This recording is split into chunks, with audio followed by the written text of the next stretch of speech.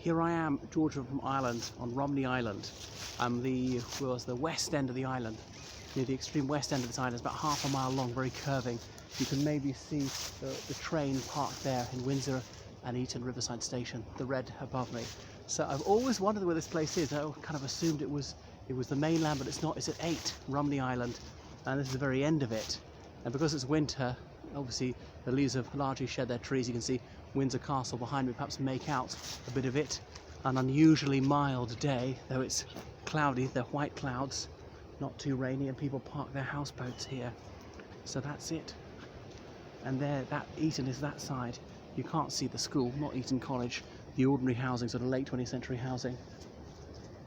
And there's the bridge, and for the life of me I can never remember the name of the bridge. I've been over 1,000 times, easily. There's a pedestrian-only bridge, and I would always see this on the bridge and wonder, where is this place? How do I get here? I wasn't sure I could even get here. I don't remember ever seeing boats tied up here. There must have been for ages. These fine-looking houseboats. There are some solar panels back there to provide electricity for the boats. I suppose they've got wires going onto them. But it looks like nobody's at home. And there's this weir which you can't go near because it's dangerous. You know, you could get killed by the weir if you got into the river. So the source of the Thames is out up that way, west, flowing this way east towards the sea. So the river it squiggles its way through Berkshire and Surrey and onto, well, what would have been Middlesex and London, and then Kent to the south and Essex to the north, and then out into the North Sea, Old Father Thames. Not good on ornithology, so I don't know which birds these are perched up here, and Windsor's the other side. So that's it. Finally the mystery is solved. And always saw these ropes, knew we weren't allowed to row in this direction from rafts. So those big steamboats, or not steamboats, pleasure cruisers, I see tied up at Old Windsor, they can't come through this side, obviously. The other side is way too small for them. The ones I saw at Windsor must have been different then. But were they? From the ones I see at Old Windsor. Ones at Windsor going up towards Maidenhead, turning around, coming back. I've never been on one. I'd rather like to go. They go at a sedate pace. And they said, CCTV, you'll see that up there. Not that I'm up to no good, I'm just coming in here to have a curious peek. So finally, well, my curiosity is satisfied. I've always been an incredibly inquisitive sort about these particular topics. And look, the electricity generator thing. So don't go in there, that's towards the weir, that's where you can get killed. So they've got those serious fences. And there's over the Windsor side, there's a little footpath beside the railway line. And I didn't know how long that footpath went on, how long it came to a dead end. So finally discovered it. Sort of thing I've wondered about for 27 years. When I first clapped eyes in the school in 1990, and walking through Weston's yard and on past College Field with my mother, and then seeing this black boy jog towards us. I now realise that's Dr. Kwasi Kwarteng, because he would have been about the only black boy in the school and would have left just before I arrived. He's now a cabinet minister, Conservative MP for Spelthorne, a King's Scholar at the time, a PhD from Cambridge. And you see the white water there, just how the torrent is raging, because I suppose so much of it's built up and they just release it here. Be a bit unsafe for boats. But look how becalmed the Thames's flood is on the other side. Behold, yon placid pond almost, even though it's actually the river. So look, to help you find your way, they've got these reflective things, these black and white, what would you call them, bollards? Yeah. And then there's this half-decent path I'm walking on, but it's heavily carpeted with all these semi-rotten leaves. So the place is a resplendent island, and it's fragrant as well. So it's just remarkably sublime to be here. How soul-soothing it is. That's enough for me. But there's scarcely a chirp out of any birds. I suppose they've all migrated south for the winter.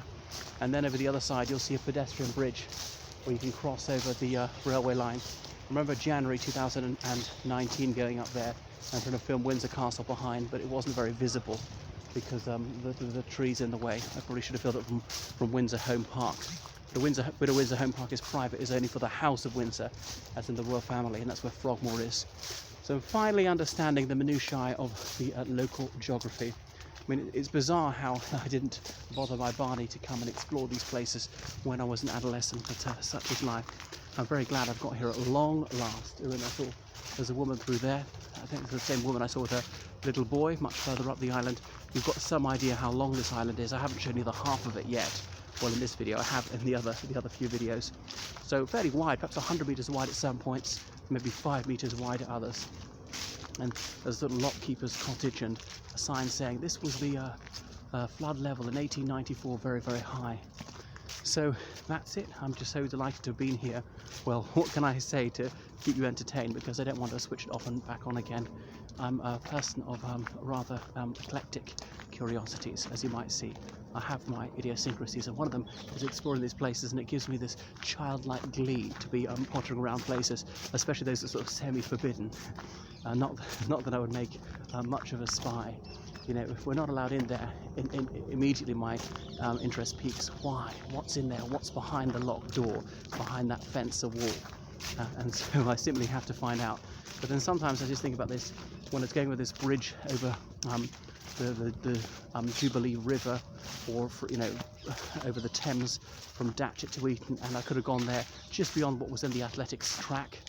Now there's a sort of Thames Valley Athletic Centre. As a schoolboy, easily could have gone, but I was never bothered. I mean, and now I go there. Now it gives me a delight to go there. I suppose I am allowed, but I just didn't try. I was allowed at the time. Well, maybe this is not the best place to see it. I mean, when does this become Eton College on the other side? I'm not quite sure.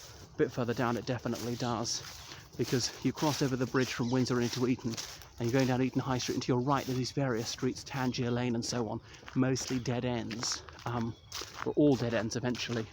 And beyond that is a bit of Eton and a bit of and then there's Luxmore's Garden on that 8, and there's no fishing. This is a private area. You can walk here, but you can't fish here without permit. And they had it up in Polish as well, because we have a considerable Polonic community here. And then look at this walkway here. Why that gangway? I'm not quite sure, for canoeists or something like that. And then they seem to have another thing here, like somebody's a house, a lockkeeper. Did they actually live here? It said Thames Conservancy. Fishing prohibited between this point and the lock. No unauthorised access forbidden, it says here there. And then look at this fine looking white house saying Thames Conservancy. You'll see it now. And then there's a flood line.